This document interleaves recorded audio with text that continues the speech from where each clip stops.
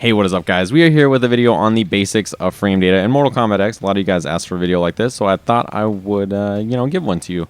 Now, when we look at the notation for this game, keep this in mind. Mortal Kombat has 4 attack buttons, 1, 2, 3, and 4.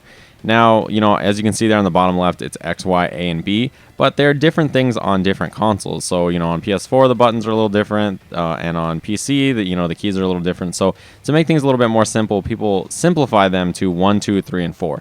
So, when you hear things like back 1, 2, then that's just me holding back and doing back 1 and then inputting 2.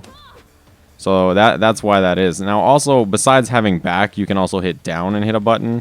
And there's also forward and hitting a button. So that's standing 3, but that's down 3, forward 3.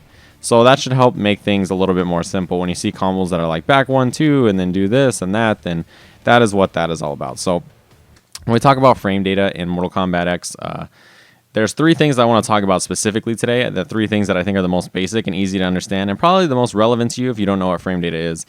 So that is startup, block advantage, and cancel.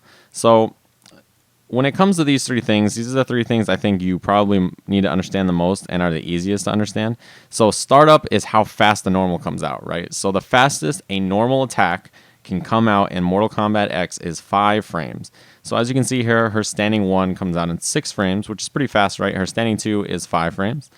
So yeah, standing, 5 frames is the fastest a normal can come out. And when you're looking at the startup of stuff, you want to look, if you're going to do normals that are close to your opponent, right? If you and your opponent are point blank, you want to do normals that are relatively quick.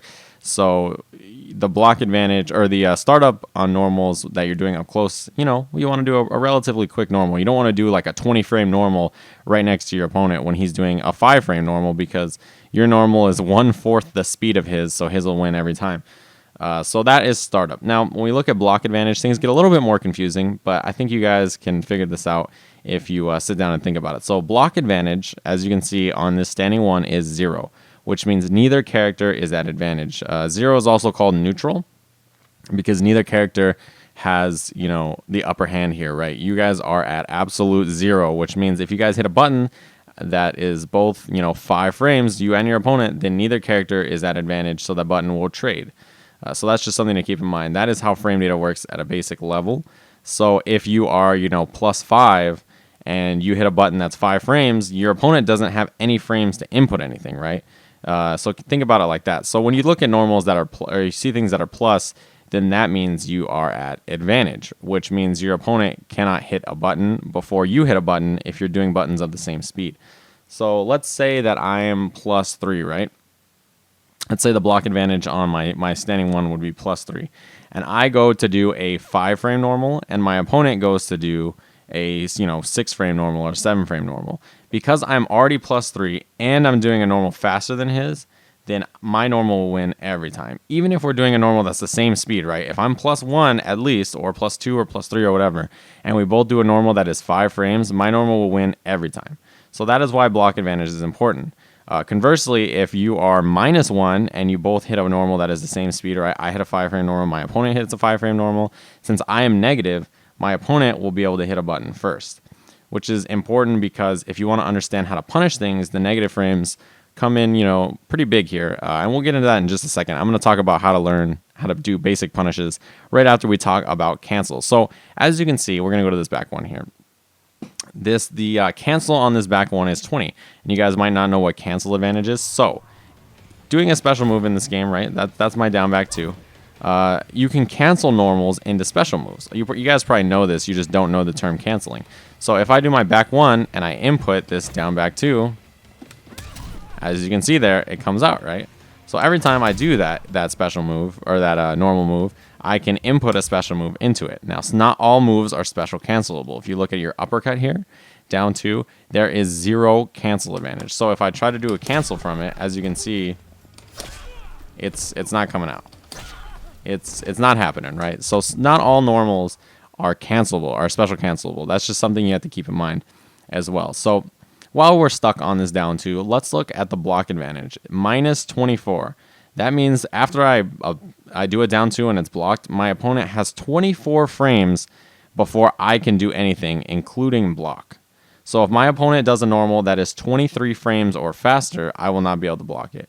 In this game, if I try to a frame an attack that was 24 frames, it wouldn't work. And that's something specific to Mortal Kombat. Like if you want to punish something that's, -8, you have to do a 7-frame move or faster.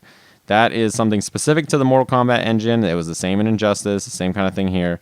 So that's just something to keep in mind. But let's see if we can find something to punish Cassie's uppercut on block, right? So I'm going to make myself Kung Jin. And I'm going to have Cassie walk up, do an uppercut, and then block. As you can see in the bottom left there, I'm having her block for a while, right? So let's look at my move list. So I have a stand 1 that is 8 frames. So let's try that first, right? If it's -24, then my 8-frame stand 1 should punish it. So as you can see, there's already an issue with that. I don't quite have the reach to do so. So the frame data doesn't tell the whole story. That's something to keep in mind here, right? It's just because the frame data says it should be possible to punish it doesn't mean that's going to be the case. So let's look at some of my normals that go a little farther. Like back 1 goes pretty far, right? And it's 12 frames on startup, which means that since that uppercut's -24, my back 1 should be able to punish her if I do it correctly. Okay, so she couldn't block that even though she was holding down and trying to block. So we found ourselves a punish. Now, that's just something to keep in mind. Let's say we want to look at a special move. For instance, let's say the startup on my back forward 3 is 8 frames. We can do a reversal attack and punish it. So a reversal is when you block a move, you can input a special move and it will come out the frame that you're done blocking. So if there is something that's -8 and I use a move that is 8 frame on startup, then I can actually punish it with a special move.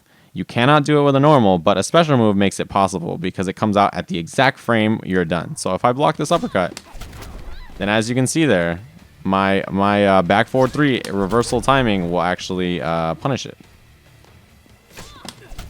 As you can see in the bottom right there, I'll pause it the next time I do it. It actually says reversal in the bottom right. It's kind of hidden down there behind the little emblems and everything. But it does say reversal, so that's how you know things are coming out as reversal timing. Similarly, let's just, before we wrap this up, look at something from Kung Jin. So we'll look at his down back 3, which is his bow swing, is -27 on block. Actually, we'll look at EX, right? EX is -17 on block. So let's try to punish his EX bow spin. So keep in mind, -17. So I'll have him block after, just stand block. So I'll try to use my standing 2. My standing 2 is 5 frames, right? So the frame data says that should be possible. But again, the distance is important as well.